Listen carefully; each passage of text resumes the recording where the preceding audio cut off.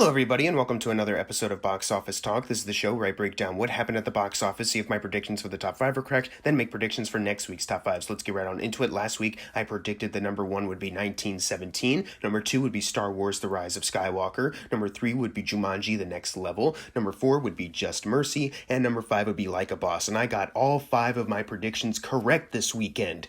Maybe I only got 3 out of 5 of them correct, because number 4 and 5 managed to have the same estimate numbers. So they're exactly the same. It's a tie for 4 and 5. So we just have to wait for official numbers to come out. But I'm not going to wait that long. I got to make these videos on Sunday. So let's go over what happened in the overall top 10. Number 1 was 1917, holding over very well. I think obviously this movie had a lot of people's interest, but the Golden Globes win for Best Picture Drama really pushed it over. It made $36 million this weekend. And after being in limited release for a while, that adds to a domestic total of $39 million. Now, for a movie on a $90 million budget, according to Wikipedia, this is a very good opening for it, especially since worldwide it has already racked up to $60 million. I think especially with the awards campaigning that is going to be going on until the Oscars, this movie will make a ton more money for sure. It is the third highest opening weekend for a Sam Mendes film, behind Spectre's $70 million and Skyfall's $88, which is great. It has already outgrossed his films Away We Go and Revolutionary Road domestically, and it's $23 million behind Jarhead, but I think it'll outgross that very soon.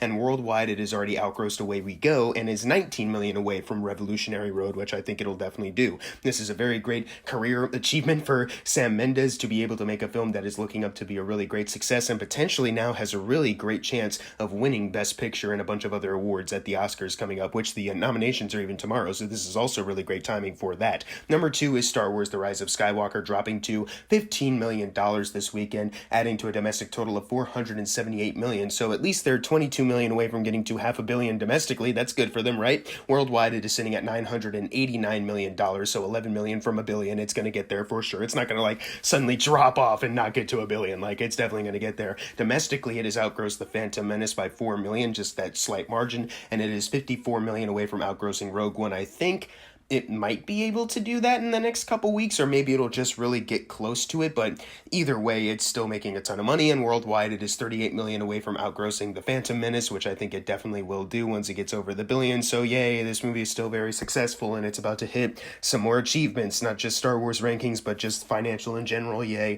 who cares? Moving on to number 3, we have Jumanji The Next Level, making $14 million, which is really close to The Rise of Skywalker's $15 million. One would have to start thinking about maybe next weekend, what if Jumanji overtakes The Rise of Skywalker, because Jumanji technically has had better reception critically and audience-wise as far as Rotten Tomatoes goes compared to Rise of Skywalker, which has been divisive all around. So but Jumanji potentially could overtake Star Wars next week. We'll just have to wait and see on that. But that adds to a domestic total of $257 million, and worldwide it is sitting at $671 million. Still, it is nowhere close to outgrossing Welcome to the Jungle yet, and I still don't think it will, but the fact that it's getting really close is still really good for them. Domestically, it's $147 million off from Welcome to the Jungle, and worldwide, it's $293 million off. But obviously, I think at this point, those numbers are going to be a little bit unrealistic to outgross at this point, but either way, it is still making a ton of money and has made more than its $125 million budget. I'm surprised they haven't announced another Jumanji movie as of yet to close out this new trilogy they've made, but I guess we'll have to wait a little while for that. I think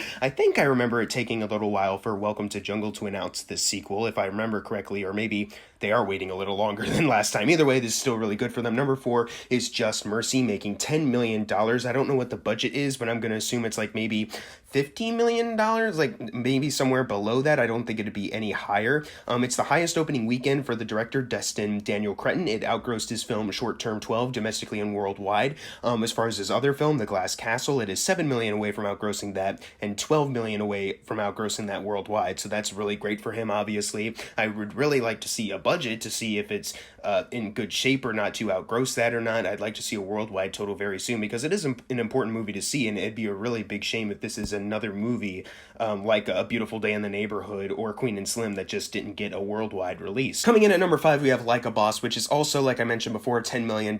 So when the actual numbers come in, it's either Just Mercy or Like a Boss that is the 4 and 5 spot. So I might have a perfect 5 out of 5 for my predictions, or I might not be. I might just be 3 out of 5. But either way, it made $10 million this weekend on a budget of $29 million. It needs 58 to double that and be considered a success. There's no worldwide total, very similar to Just Mercy as well. The director has made a bunch of movies, and this movie is kind of doing like about on par with them and a little bit better than some of them, but it's his second highest opening weekend behind Alexander and the Terrible, Horrible, No Good, Very Bad Day. And yes, that is the same director. And looking at where domestically and worldwide that movie ended up and seeing what other movies are coming out very soon, I don't really see Like a Boss holding over very well, and I don't think it's going to be able to outgross Alexander and the Terrible, Horrible, No Good, Very Bad Day. But hey, I guess that's a career achievement to have a second highest opening for your record books. Number 6, we have Little Women making $7.6 million, adding to a domestic total of $74 million, $6 million away from doubling its $40 million budget domestically, but worldwide it is sitting at $107 million, and it is $13 million off from tripling its $40 million production budget, which is obviously very great. I've already talked about in the other videos how well this movie is doing and how well it's doing for the actors as well. It's setting good personal records for them as well. So this movie is still in really great financial shape, and it'll probably hold over a little bit better than something like a Boss in the coming weeks. Number 7, we have Underwater making $7 million and adding to a worldwide total of $14 million. So not really looking too good, and I was kind of right with my prediction that it was not going to make it into the top 5 at all. Its budget on Wikipedia, it says it's like in between $50 to $80 million, but on a website that I also use sometimes called The Numbers, it says its budget is $65 million.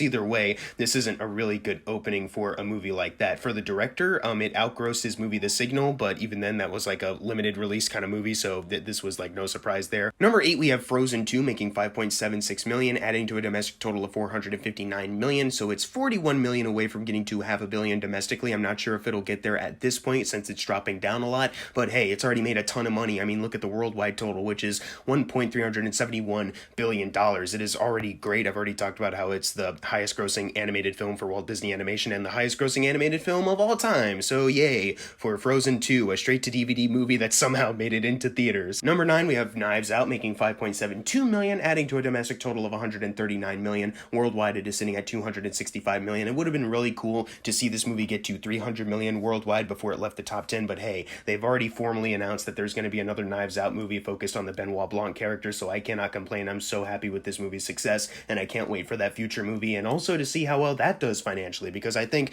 now that this movie has done really well, that can only mean even bigger success for that movie. And closing out the top 10 is Spies in Disguise, making $5.1 million, adding to a domestic total of $54 million. Compared to the Blue Sky Studios domestic rankings, it is $10 million away from outgrossing Ice Age Collision Course, and worldwide it is sitting at $115 million, and it is $135 million away from outgrossing the Peanuts movie, so still not really very good. Definitely the lowest grossing Blue Sky Studios movie as of right now. Domestically, it could catch up to Ice Age, but worldwide, it's still going to be very far behind. So unfortunately, although it did pass its initial production budget of $100 million, it did not double it or make anywhere over that as well. So it kind of a big shame, because this movie was actually a decent surprise, but I mean, the marketing wasn't all that good, and it opened up with a lot of competition, so I can't say I'm completely surprised that it didn't make as much as some people may have wanted.